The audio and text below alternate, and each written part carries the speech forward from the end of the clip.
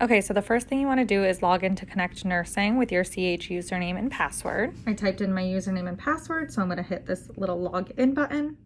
Once I'm logged in, it's going to bring me to my patient list, and I'm going to click Baby Boy A. So we're going to see the patient summary page. We want to click the tab in the corner, and then we want to click Specimen Collections. So once we click on that, we're going to see what specimens need to be collected. We'll see a chem for this patient. We're going to scan that label right on in, and it will say collected. After that, we still need to scan our patient in, so we will do that. And it will say patient scan successful, and then we just need to hit sign.